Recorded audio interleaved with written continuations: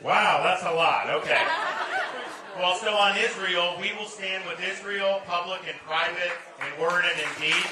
We're not going to kneecap them. They need to be able to defend themselves. I mean, I think to myself, if people were firing rockets from the Bahamas into like Fort Lauderdale, we would never allow that. I mean, we would flatten them within like 5 minutes. We would flatten them. And yet Israel is supposed to just live there with a terrorist group that doesn't just want to commit an attack here or there. They want a second Holocaust. They want the total destruction of Israel. They do not have to live with that threat on their border, and they have every right to eliminate the threat. Now, all we really need to do more than anything is just publicly stand for their right to do it. I think that's what they want. You know, we have military relationship, Iron Dome, and I'm fine doing that. But really just the moral clarity, understanding that they have a right to defend themselves, understand that we're not going to sit there and just witness the most murders of Jews in any day since the Holocaust and just shrug our shoulders. So they have every right to do that, and they should do that. Now, if you look at Biden, he's all over the map with this. Harris is saying we need to pump money into the Palestinian Authority, which is a joke. And they don't recognize Israel's right to exist as a Jewish state, by the way. And that's the whole problem with the whole Arab-Israeli conflict in that part of the world.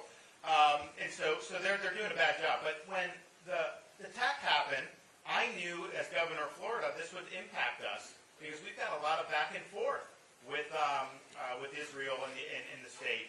And sure enough, a couple days go by, we have Floridians and Americans stranded in Israel. They couldn't get out. Biden wasn't helping. The embassy wasn't helping. The State Department wasn't helping. So I did an executive order, and I sent planes over there, and we rescued over 700 Americans.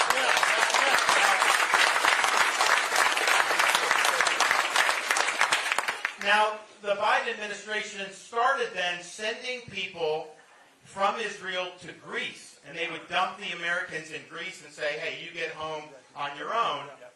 And then they would send them a bill and charge them for the transport. And I just thought to myself, well, wait a minute. You come across this border illegally, and Biden will fly you all over the country free of charge. They'll put you up in hotels free of charge, and yet they charge their own citizens this? That is just outrageous, but it shows you their view is always putting the American people last. They have their agenda, and they don't care about you, they care about their agenda, and that's what they're pursuing. Now, on small business, look, I think that the way this country is going to survive and do well, and we're going to grow the way we need to economically, is through small business, not through the big corporations.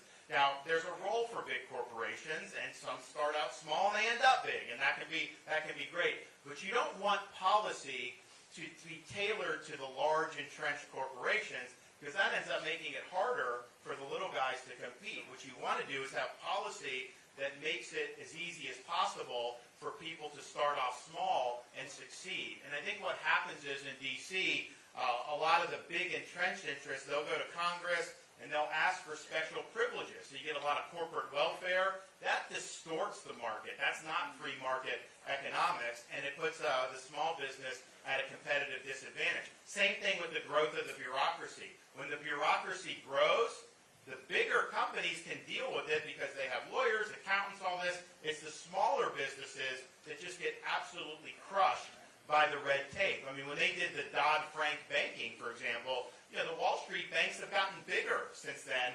It's the community banks that really have gotten whacked. And I think that's been a lesson as government has grown.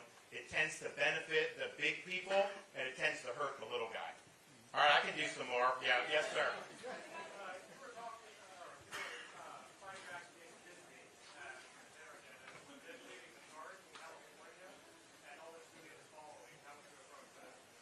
Them leading the charge for what?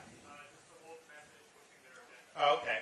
All right, so the question is, when we did the thing with Disney, my view is very simple. Like, we've got to draw a line in the sand. We're going to protect the innocence of our kids. I don't care how big of a corporation you are. I don't care anything. We're going to protect the innocence of our kids, and we've got to do that.